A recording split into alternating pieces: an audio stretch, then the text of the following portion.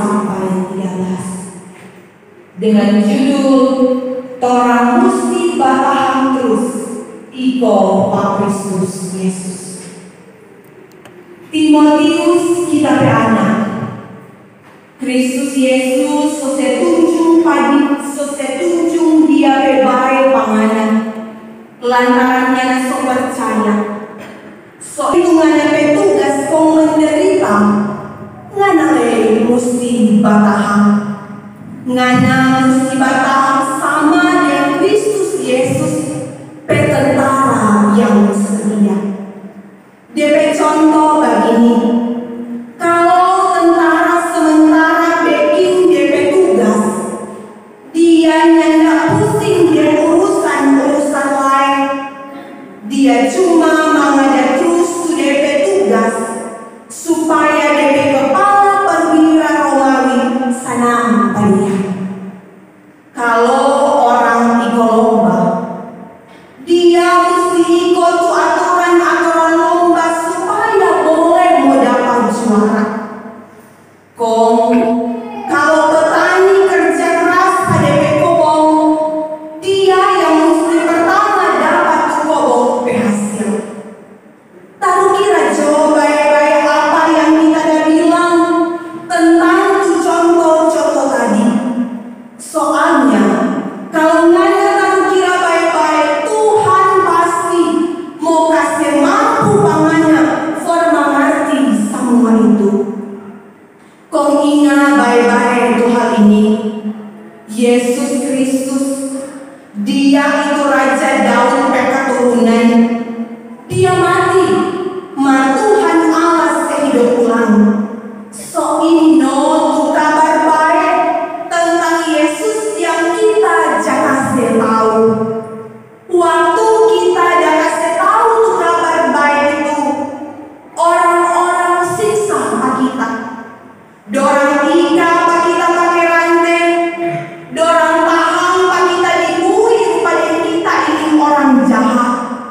Mardian begitu, dorangnya tidak dapat paham Tuhan Allah firman mau tasya. So itu kita sabar tanggung semua itu siksa supaya orang yang Tuhan Allah so pilih boleh mendengar kabar baik tentang Yesus. Dan begitu dorang boleh percaya pada Kristus Yesus, kong dapat selamat yang bikin dorang dapat puji dan hormat sama-sama dengan Tuhan sampai selama-lamanya. Memang betul kata-kata ini, kalau orang setinggal orang bicara hidup dulu yang melawan Pak Tuhan, itu sama dengan orang udah mati sama-sama dengan dia. Dan begitu orang lain nanti mau hidup sama-sama dengan dia. Kalau orang menderita batahan percaya, orang lain mau berkuasa sama-sama dengan dia. Kalau orang menyangkal kenapa dia lain mau menyangkal kalau dia kenapa orang. Biar orang yang tidak sedia, dia tetap sedia. Lantaran apa yang dia so bilang, pasti dia mau bikin. Demikian firman Tuhan, kita mendengarkan pujian.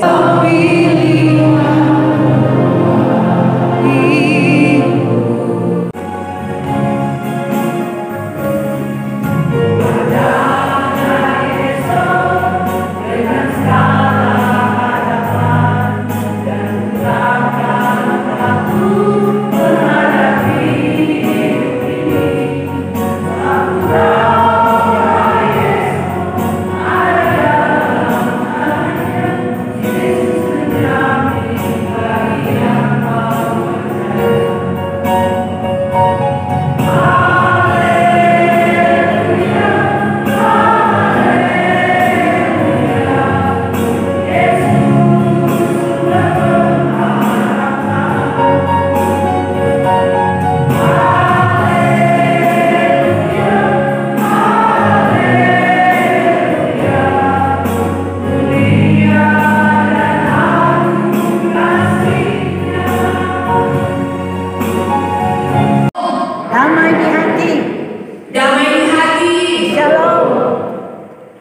mau bersyukur waktu kesempatan indah Tuhan beri. Kita boleh ada dalam ibadah syukur Paskah hari yang kedua. Kalau kemarin hari orang bersuka cita bergembira bersama di lapangan, dan puji Tuhan, Tuhan berikan cuaca yang terbaik. Nanti mungkin semua orang pulang di rumah baru berjalan. Di sana kamu melihat sungguh luar biasa kebaikan Tuhan bagi kamu. Bahkan kami bersyukur kalau malam hari ini kita digerakkan oleh Roh Kudus untuk boleh ada bersama-sama di bait Allah yang kudus ini. Kita beribadah mengagungkan Tuhan karena sungguh menyadari bahwa kasih setianya begitu besar bagi kita. Nah saudaraku, ada ungkapan yang mengatakan sejatinya penderitaan adalah sebuah pengalaman yang mengajarkanmu untuk menjadi kuat.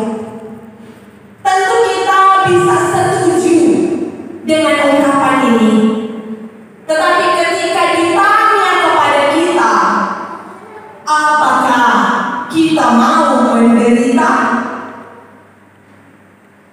Pasti jawabannya tidak. Karena penderitaan adalah hal yang sebisa mungkin kita hindari. Karena itulah sifat alami manusia, tidak ingin hidup menderita, sehingga berbagai daya upaya terus dilakukan. Kalau boleh tuh penderitaan yang kita alami. Walaupun memang sebagai umat kepunyaan Tuhan, sebagai orang percaya, sangat kita sadari bahwa ada panggilan istimewa bagi kita, yaitu panggilan untuk menderita. Termasuk di dalamnya menderita karena pekabaran Injil.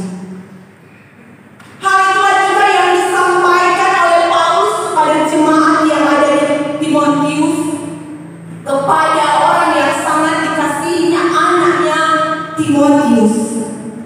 Dia katakan bahwa ikutlah menderita bagi Injilnya.